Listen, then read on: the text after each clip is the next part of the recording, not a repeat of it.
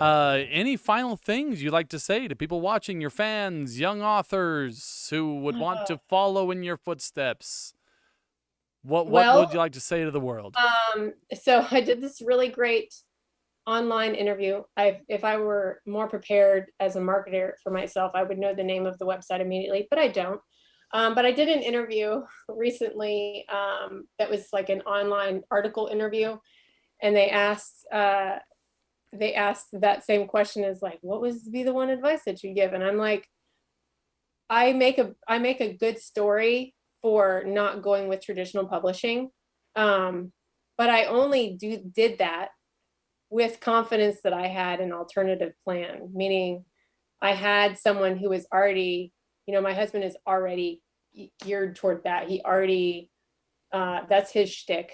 But if you're just a solo writer and you don't have a plan for how you're going to market, and if you know that if you're not that extroverted, salesy personality, it's very hard to actually self-publish. It's not something that I recommend to people when they ask me at conventions, like, oh, do you think I should self-publish? I'm like, no, no, I do not.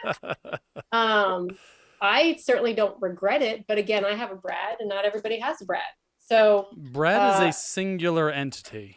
yeah. So you have to like be realistic with yourself and recognize what your weakness is and prepare adequately, and don't believe in winning the lottery, because chances are it's just not going to happen. And really just consistently producing work. I think it's Brandon Sanderson who had something like 13 books out before anybody ever even cared who he was.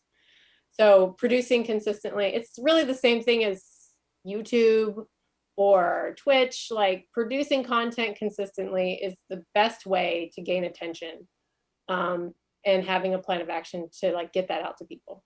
Excellent. So my very practical, boring advice.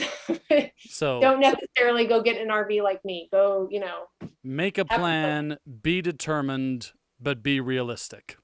Yeah.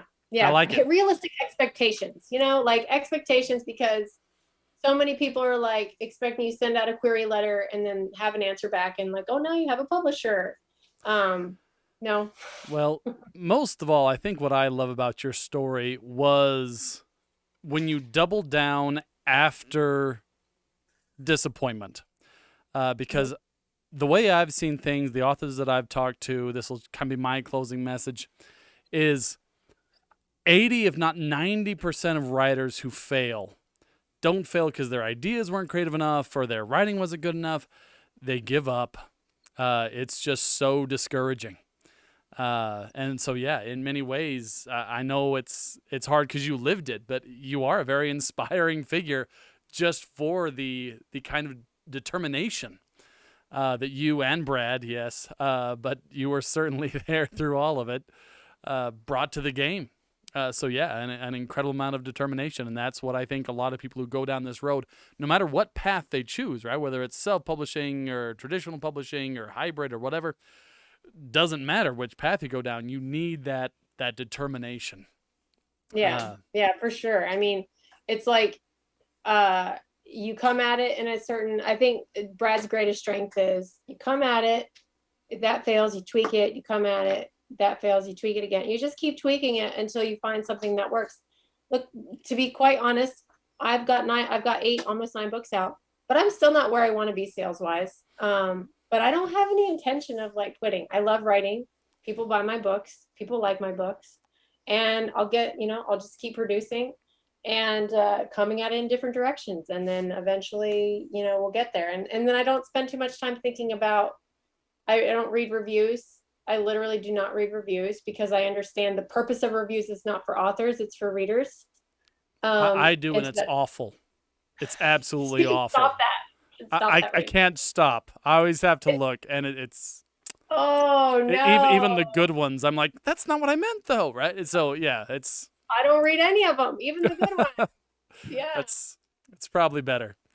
Yes, it is. Trust me, it's so freeing.